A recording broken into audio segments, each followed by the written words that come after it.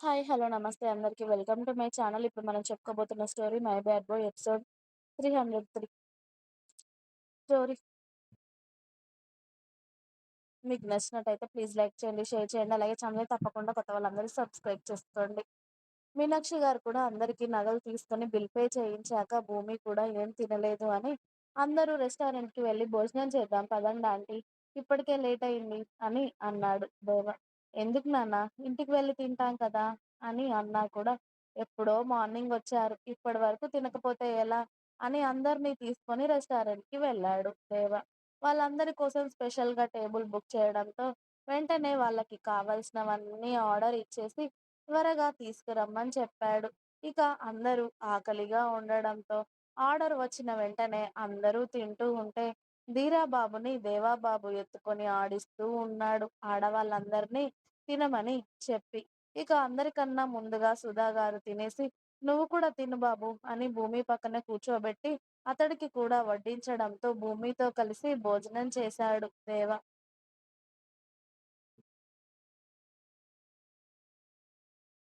అందరూ తిన్నాక ఇక దేవ అరుణ గారికి చెప్పి మీనాక్షి గారు కోడళ్ళని వదినని తీసుకొని ఇంటికి వెళ్ళిపోతే అరుణ గారిని తీసుకొని ఇంటికి వెళ్ళిపోయాడు దేవ.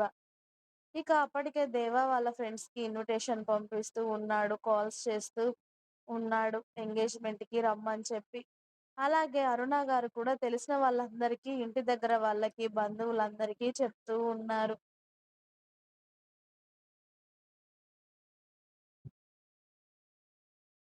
కొడుకు ఎంగేజ్‌మెంట్‌కి రమ్మని. ఆవిడ కొడుకు ఎంగేజ్‌మెంటే ఇంత పెద్దగా, ఇంత సంబరంగా చేస్తూ ఉంటే, ఇక కొడుకు పెళ్లి ఎలా చేస్తారో ఏంటో అని అందరూ అనుకుంటున్నారు. అలా షాపింగ్ కంప్లీట్ అయిన నెక్స్ట్ డే దేవ మార్నింగే టిఫిన్ చేసి రెడీ అయ్యి ఆఫీస్‌కి వెళ్తూ ఉంటే, నాన్న దేవ నీతో ఒక విషయం మాట్లాడాలిరా కూర్చో అన్నారు అరుణ గారు. చెప్పమ్మా అని దేవ భూమికి గుడ్ మార్నింగ్ మేడం లేచావా అని మెసేజ్ చేస్తూనే వాళ్ళ అమ్మ ఏం చెప్తుందా అని అరుణ గారిని చూశాడు. నీ ఎంగేజ్మెంట్‌కి మీ అక్కని కూడా పిలిస్తే బావుంటుంది కదా నాన్న. మనకంటూ బంధువులు ఎవ్వరూ లేరు. మనకు నీకు ఉన్న ఒక్కగానొక్క రక్త సంబంధం అదే కదా నాన్న.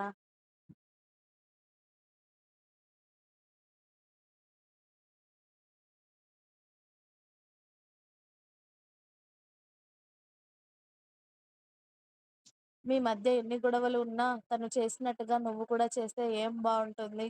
అది ఈ ఇంటి ఆడబిడ్డని. అది ఇంటి ఆడబిడ్డ. నీ పెళ్ళికి తన ఆశీర్వాదాలుంటే మంచిది కదా నాన్న. నువ్వు ఇలా చెప్తున్నానని కోప్పడకు.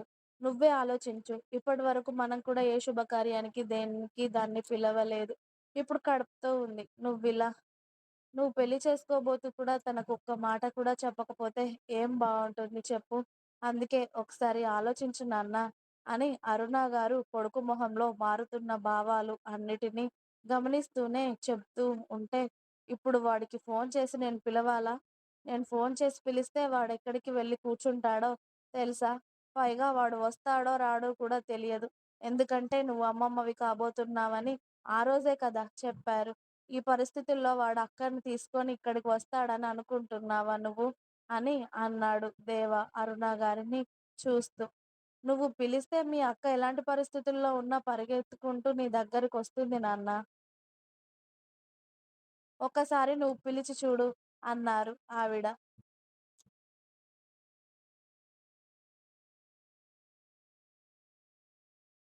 దాంతో దేవ ఏమీ అనలేక సైలెంట్‌గా ఉండడంతో, "ఏమైంది నాన్న?" అని అన్నారు అరుణ గారు భయపడుతూనే. దాంతో అరుణ గారి ముందే రిషి మొబైల్‌కి ఫోన్ చేశాడు ముందుగా. కానీ రిషి ఆఫీస్‌లో ఉండడం వల్ల ఫోన్ లిఫ్ట్ చేయడు.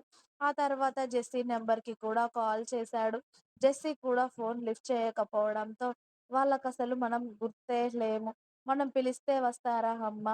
చూసావు కదా! ఫోన్ చేసినా లిఫ్ట్ చేయని వారు నా కోసం వస్తారు అనుకోవడం నీ పొరపాటు. నీకు అంతగా నీ కూతురు రావాలి అనిపిస్తే నువ్వే కాల్ చేసి మాట్లాడు. నా తప్పు లేకుండా నేను ఫోన్ చేశాను. లిఫ్ట్ చేయలేదు. ఇక నన్నెలా మాట్లాడమంటావు? కావలిస్తే నువ్వు మాట్లాడమ్మా అని చెప్పి దేవ ఆఫీస్‌కి వెళ్ళిపోయాడు. వీడు చేయక చేయక ఫోను చేస్తే దీనికేమైంది? తమ్ముడు అన్న ప్రేమ, కుటుంబం అన్న ప్రేమ లేదా? ఎప్పుడూ కట్టుకున్నవాడే తప్పితే కన్న తల్లి, తోడబుట్టిన తమ్ముడు అవసరం లేదా? దీని మీద బెంగతోనే కదా ఆయన మంచాన పడి చనిపోయారు.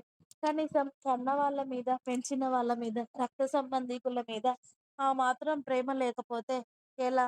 ఇంత మొండిగా ఎలా మారిపోయావే? కన్నవాళ్ళు వద్దు, కానీ ప్రేమించిన వాడు మాత్రం కావాలి. కట్టుకున్న భర్త మీద ఆ మాత్రం ప్రేమ ఉండాలి. కాదు అని నేను అనట్లేదు.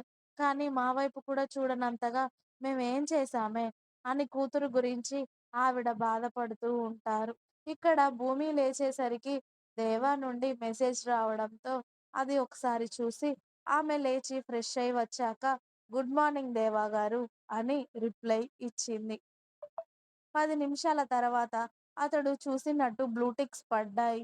కానీ మళ్ళీ అతడి నుండి రిప్లై లేకపోవడంతో బిజీగా ఉన్నాడేమో అని భూమి హాల్లోకి వచ్చేసరికి మిగతా వాళ్ళందరూ ఆఫీస్‌కి వెళ్ళిపోతే వేద, శ్రావణి, ధీరా బాబుని ఆడిస్తూ ఉన్నారు. హాయ్ వదినలు అని భూమి వెళ్ళి వాళ్ళిద్దరి మధ్యలో కూర్చొని ధీరాబాబుని ఎత్తుకొని ఏం చేస్తున్నాడమ్మా నా ధీరాబాబు? ఇంటికి పెద్దమ్మ అత్తయ్య కనిపించట్లేదు. ఎక్కడికెళ్ళారు వదినా? అని అడిగింది భూమి.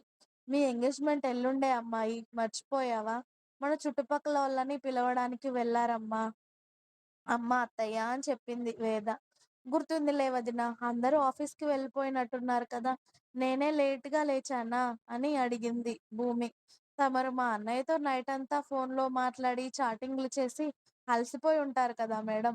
అందుకే లేట్‌గా లేచారనుకుంటా. అంతేనా? అని వేద ఆట పట్టిస్తూ ఉంటే, శ్రావణి నవ్వుతూ ఉంటుంది. అబ్బా! అదేం లేదు వదినా. అసలు దేవా గారు నైట్ కాల్ చేయలేదు. షాపింగ్ చేసి అలసిపోయామని చెప్పి. ఇదిగో మార్నింగ్ ఇప్పుడే గుడ్ మార్నింగ్ అని మెసేజ్ చేశారు. నే నేనే లేట్‌గా లేచాను. నిద్ర సరిపోలేదు. నిన్న షాపింగ్‌లో అలసిపోయాం కదా! అంతే వదినా అని చెప్పింది భూమి. అమ్మో! ఇప్పుడే మా అన్నయ్య మీద ఒక్క మాట కూడా పడనివ్వట్లేదు కదా! సరే నువ్వు టిఫిన్ చేద్దువు గాని రా. నువ్వే టిఫిన్ చేయలేదు.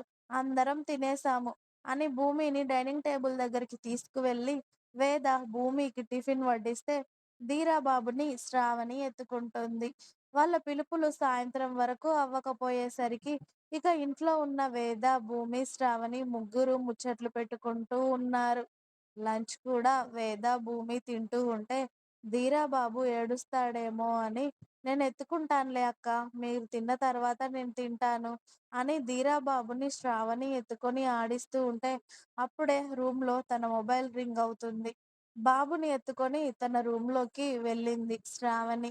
అప్పుడే శౌర్య బాబు నుండి కాల్ వస్తూ ఉంటే లిఫ్ట్ చేసి "చెప్పండి శౌర్య గారు" అంది. "ఏం చేస్తున్నారు కళ్ళజోడు మేడం? తిన్నారా? లంచ్ అయిపోయిందా? అందరూ ఏం చేస్తున్నారు?" అని అడిగాడు శౌర్య. "అత్తయ్య, పెద్దమ్మ ఇంట్లో లేరు కదా శౌర్య గారు. భూమి ఎంగేజ్‌మెంట్‌కి అందరిని పిలుద్దామని చెప్పి బయటకి వెళ్లారు కదా! మేము ముగ్గురమే ఉన్నాము. అక్క, భూమి, నేను.